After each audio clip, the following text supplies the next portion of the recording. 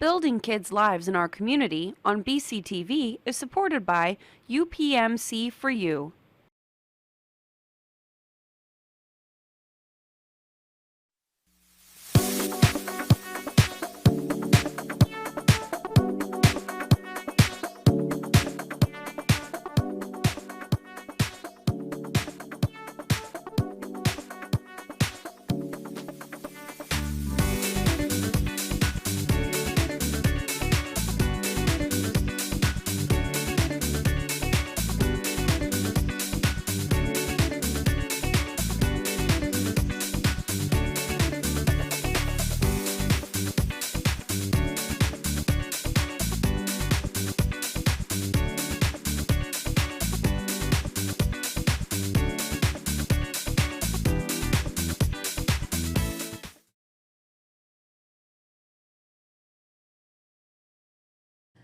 Good morning and welcome to Building Kids' Lives. I'm Jill Troutman, your host. I'm so excited to be here today, and I'm sure you will be excited as well once I introduce you to our guest. I'd also like to take a minute and thank UPMC for sponsoring us. We really love what they do in the community and the support that they provide. I have today with me Anthony Fiano. Anthony, welcome. Thank you. Anthony is with Victory Mindset, and Victory Mindset is a interesting combination of talents, I guess would be to say. Anthony, some of the talents that you provide, but a little bit about Anthony is he was a veteran. For over 20 years, he worked in the Army, but he is what is called a master resilience trainer. And I got to meet Anthony because he's also a hypnotist. And it's not the kind of funny kind of hypnotism. He helps with PTSD, and that is something that I have struggled with all my life. And I found him, and I am so glad that I did because he also is a coach. And this master resilience trainer is exactly what most of us need, isn't it, Anthony? Thanks. It's definitely part of the process of healing and moving on. Absolutely. Yeah, so let's start with what is resilience? So a lot of people, when I ask that question, will say that resilience is the ability to bounce back. But Right. we don't want to bounce back into the position where we could get hurt again. And so an updated definition would be have more to do with post-traumatic growth. So being able to grow after you get out of that adversity. However, I kind of see resilience a little different because adversity is going to happen. And if we can look at adversity as we're about to learn something and we're about to change in a way that we need to, it doesn't create fear in us. It doesn't create excitement. However, we can deal with it much better. And while we're going through adversity, we're taking the lessons out of that. And when we take the lessons during that, we will definitely grow after we go through it. And so losing the fear, taking advantage of the ability to grow and develop during it, and then using those lessons, oftentimes the further you get away from adversity, the more you'll understand why you had to go through that, and it provides value for you. And so that's what I would want people to do, is to look at adversity as a teachable moment for themselves and see it and let it change them in a way that it's helping them grow. You know, and that is something that we deal with at the Children's Home as well, Sure. on a regular basis, the traumas that they've been dealt with, or the adversities, you know, maybe not having that parent there anymore because they caused some of the traumas that were induced. But in everyday life, this really can help any family, whether they have had something that would put them into a system where they are being dealt with children and youth services or possibly with a mental health professional, but you are teaching the people how to overcome some of the adversities and some of those anxieties and issues that they are dealt with on a regular basis. So I have to ask this question. Sure. Some people handle it better than others. And are there people that are born resilient? That's the assumption a lot of people make. And I have good news. Some people become resilient, not intentionally, But resilience is also something that you can develop. So in areas of your life where there's no resilience or where you feel a lack of it, you can develop that. You can learn that skill. And it's a series of skills, and they've been doing research on this to find out why people are more resilient than others. And what they found is there is a set of skills that you can develop in your own life that will create that resilience. And you can apply that across the board to anybody. And that's great news for everybody, because you can look back at some of the adversity you went through and say, you know, if I had that skill, I would be able to have handled that much better. And, you know, something you said earlier about the children that you work with is children are always learning. Right. And their experience, they're internalizing everything. And so it's difficult to be resilient when the people around you are sending you such a negative message about yourself, right? And so what we want to do is we want to actually use one of the resilient skills, and we can reframe our entire past and set ourselves free for the future that we want. How do we do that, Anthony? So let's talk a little bit about that. Okay. One thing that you have said to me, I have to cheat here. Anger is the bodyguard of pain. Yeah, a lot of people react to anger, and anger is a reaction. And oftentimes when somebody has what we call anger problems, really you're getting close to something that hurts. And then what they'll do is they'll use anger to push you away from that. And if you can look at it like that, you don't have to engage that anger, but maybe you can engage what hurts. You can ask them, what is hurting you so bad that you're pushing me away at this point? This is when you need somebody. You can recognize that as the person who's not dealing with that pain. When you say it like that, you're inviting them. It becomes a safe conversation to open up with. You understand them in that moment, and that's what they're looking for. And they will tell you what hurts. And then you can really get into the healing process, because that anger is keeping them from healing, but they don't know it. And that fear inside of them is keeping that anger going. They lose the fear because you already see the pain and there's no judgment. And so you're likely to have them open up to you. And that when the healing starts, after the healing, you take resilience so they never have to deal with that again. So you teach them to keep that outside of them. That doesn't belong to you. And it's such a beautiful transition that people make to where they feared something, and yet now they have no fear of almost anything. So let's talk about it. Are there any kind of, a lot of people have different ideas of resilience, Sure, but yeah. some of those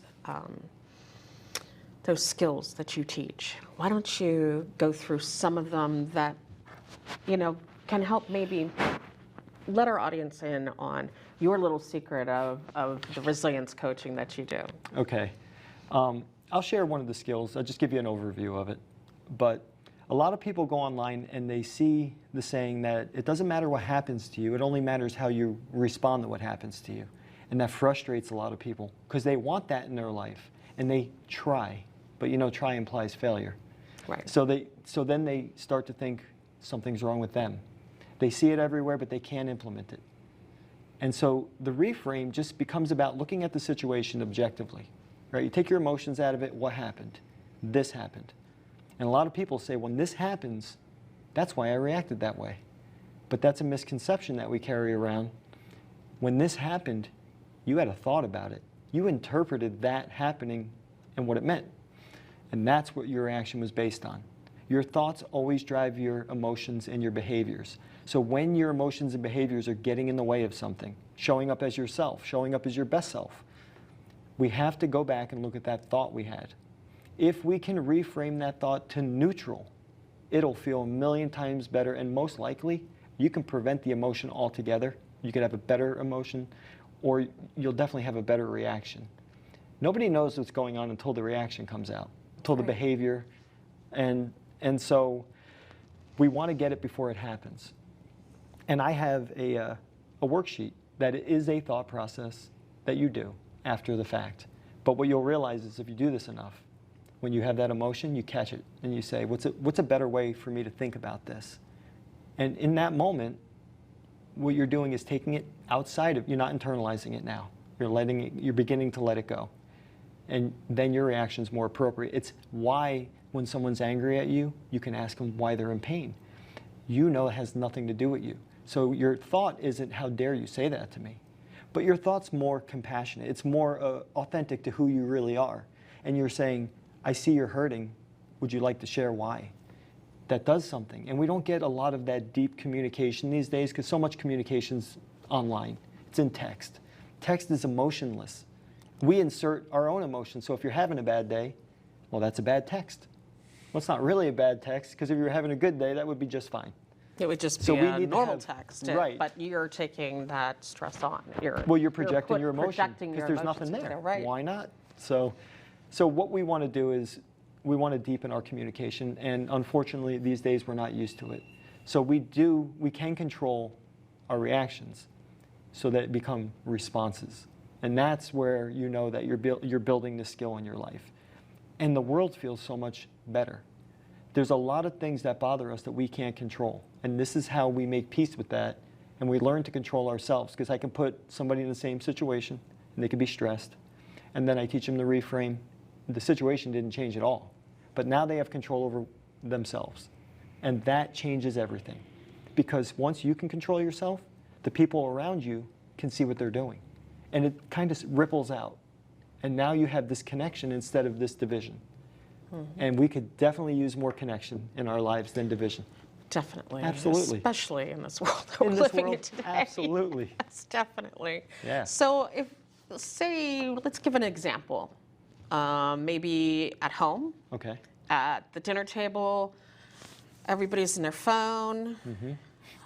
Somebody is making a comment at the dinner table that's, a little snarky, maybe is a good word. Would that be a good way to put it? Sure, we could be snarky. We can be snarky. How would we diffuse some of that and help to build some of that communication? If somebody was at the table and they made an off-putting comment, I would inquire, I would get curious. Oh, is everything okay? And then they would maybe push back a little bit. Wow, that seems to really be bothering you. Now you want to start engaging them. You want to get curious about what's going on. Tell me, when you said that, what were you thinking? So it's seamless because they were thinking something. And they say nothing. It's just because everyone's on their phone I said that. Okay, what's your thought about everyone being on their phone? And they say this. It gets me angry.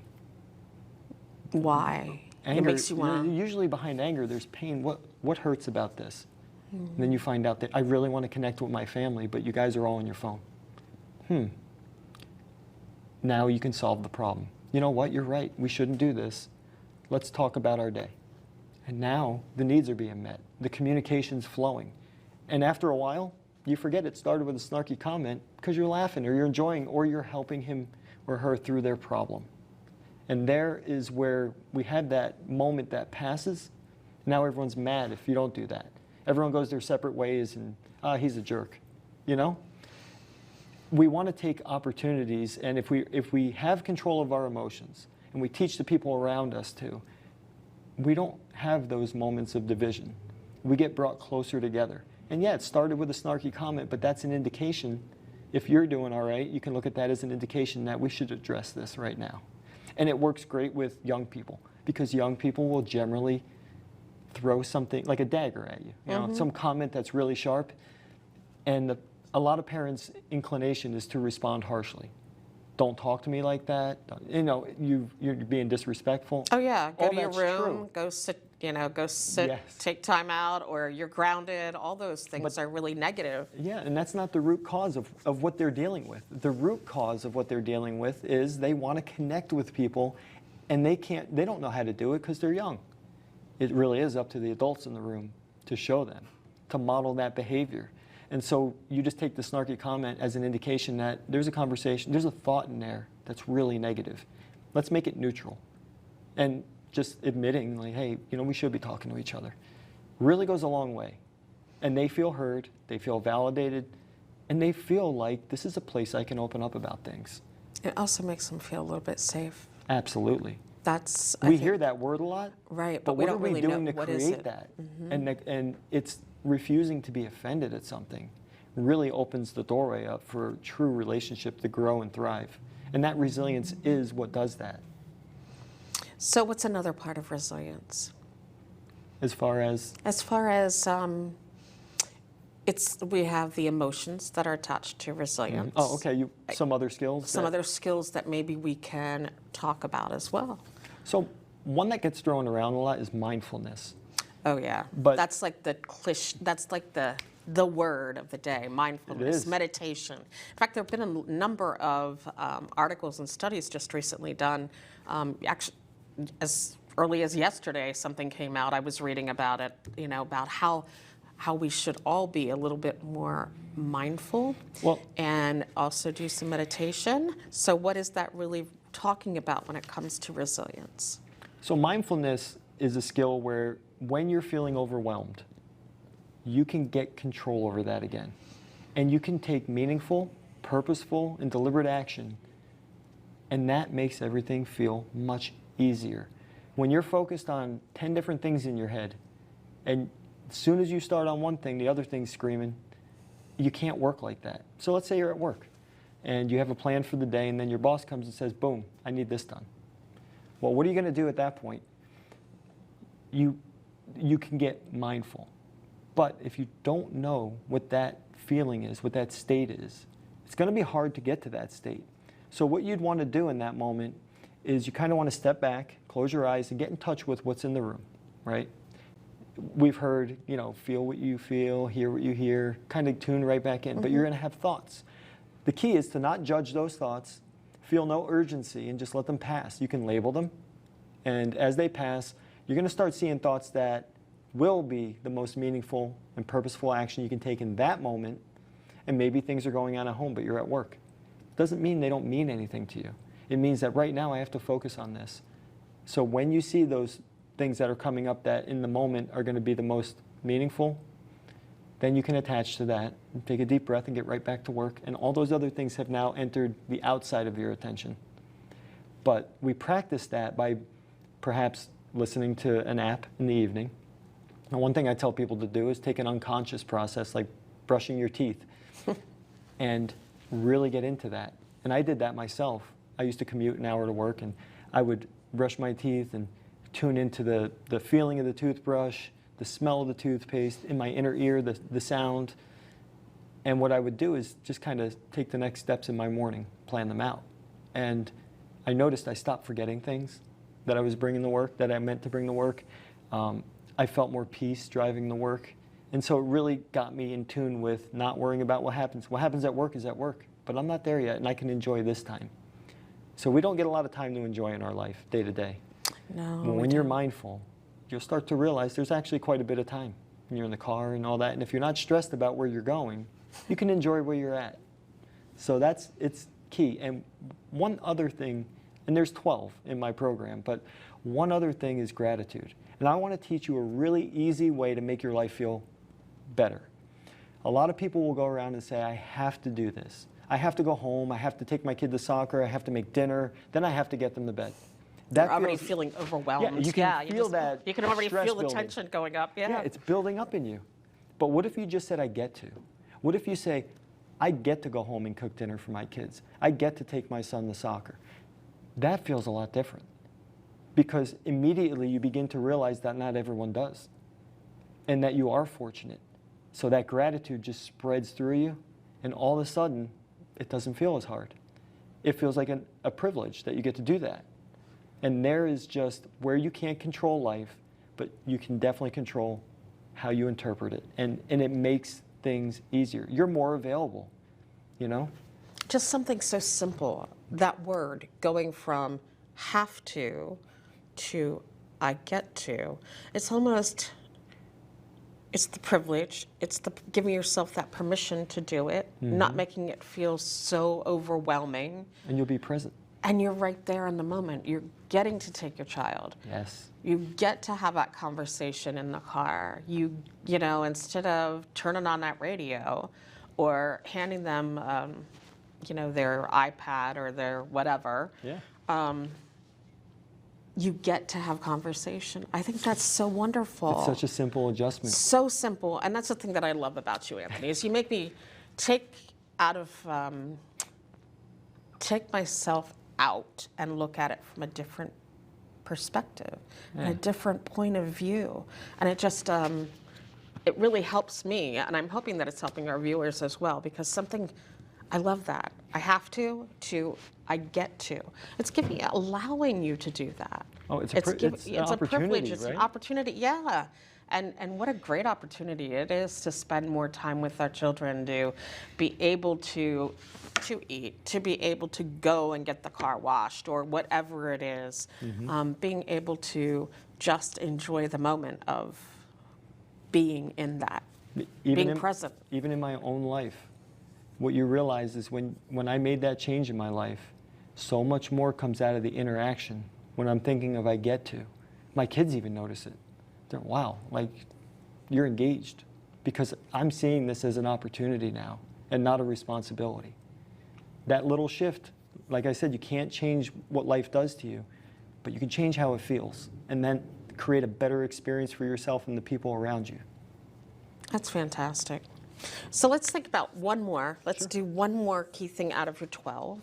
Sure. What would be the one thing that you'd like to leave us with? Okay, this is a very valuable one. I get a lot of people who will come to me and say, I've been in therapy and they want me to build boundaries.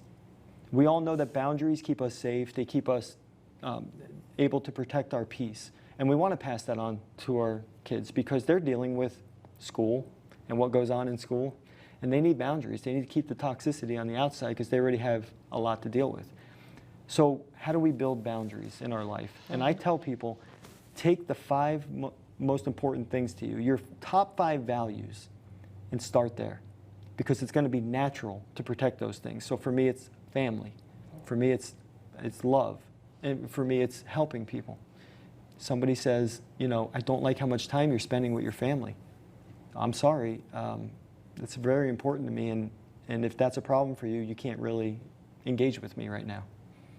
And it's simple.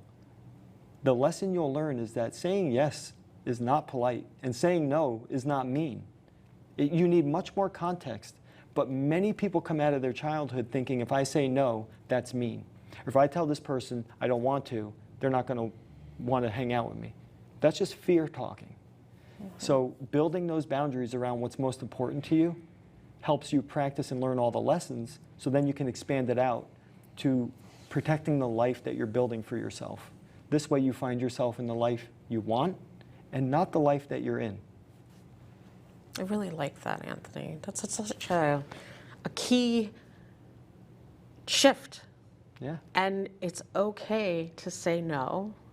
It's okay to say yes.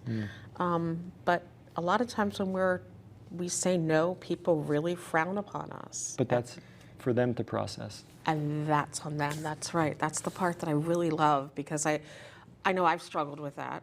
I'm the one who says yes all the time. Sure. And then I get overwhelmed, and then I'm, down the rabbit hole and spiraling out of control and resenting that I said yes. And it makes us feel like we're not good enough. When that happens, that's where people start to feel I'm not good enough because I keep saying yes and I'm miserable. We never think, I will tell you, let go of any idea whether you're good enough or not. Let the people around you in your life, if they're in your life, let them just assume that you're good enough for them and just never think of that again. But then start asking yourself, is this the person I want in my life? Is this what I want to do? You start to look after what you want, and then you protect that with your boundaries, and you never have to do anything based on whether you feel good enough or not. You and I have talked a couple times, and you just recently talked with our foster care parents. And for our viewers, we're talking with Anthony Fiano, who is from Victory Mindset today, and you can see him on the web at victorymindset.net. You mentioned about the kids and correcting them, how we don't always acknowledge their feelings, and they have them. Sure. I think your daughter did a comic, is that correct? Yeah, there's a comic out there on just a basic parenting mistake. And it's not to blame anybody, it's not to judge anybody, it's just to point out that there are little adjustments that we can make that'll cause resilience to begin to build in a child naturally. right? And so we hear people tell their kids, out in public you can hear it, stop crying, that's enough. The thing is, that child is a human being dealing with emotions, and you're not teaching this child how to deal with those emotions. And so you shut them down. Then eventually, in the comic, they're in therapy. Now, it's not likely a therapist would ever say, stop crying, that's enough, but to prove a point, that's what we put in the comic. And the parent who said that yelled at the therapist and said, can't you see they're sad? Do your job. It's interesting because the child noticed, but is only thinking throughout this whole comic, the child's just having thoughts. Tell you to stop crying, what am I supposed to do with these emotions? Right? Now in the therapist's office, the child looks at the father and says, but that's what you told me. And the only time the child ever says anything out loud is when they're in their room alone. And they say that they believe they're messed up and that they're never going to be happy. And that is such a subtle thing that as parents we need to be on guard for. Right. We need to be able to let those children process those emotions and teach them how. They have all the emotions, but they don't have the knowledge of how to deal with them. And parents are missing a huge opportunity. And if I could say something about punishment, I would love to say it. Sure. So we have an inclination when a child is acting out to punish. But that right there is probably your most teachable moment. When they act out, if you can sit with them without anger, without emotion, say, look, I understand you're dealing with something, let's talk about it. And the question is, what were you thinking when you did this action? You want to get a hold of their thought process because that's where the healing is. That's where the true correction is. Nobody is behaving badly because they haven't been smacked on their bottom enough or grounded. Grounded. Yeah, it's like you're spending too much time outside, so we need to get you more inside time. That's not going to solve anything. That creates resentment, that divides. And this is why I think we expect that rebellion in teenage years. But the opportunity presents itself in teenage years because friends and driver's licenses. So, but what if we were engaged all the way through? Then they don't go out looking for that. And now they're listening to you better. And you're able to pass on that knowledge, give them the life you want to give them. And so being heard again, home being the safest space, and never having to deal with your anger, but open to your correction. This is a change we can make in parenting that will, probably change the world eventually. If parents could just say, what were you thinking in that moment, and let me help you correct that. And I'll tell you, that is the shortest distance to seeing a correction in your child's behavior. Well, I'm going to practice one of those things that you and I just talked about. My guest today was Anthony Fiano from VictoryMindset.net, and I'm your host, Jill Troutman. I want to thank you so much for being here. We have to go. We don't have to go. We get to go. Yes, we do. And let other people get to enjoy the next program on BCTV. But I want to thank you so much for being my guest. Have a wonderful day, everybody. And you can learn more at buildingkidslives.org.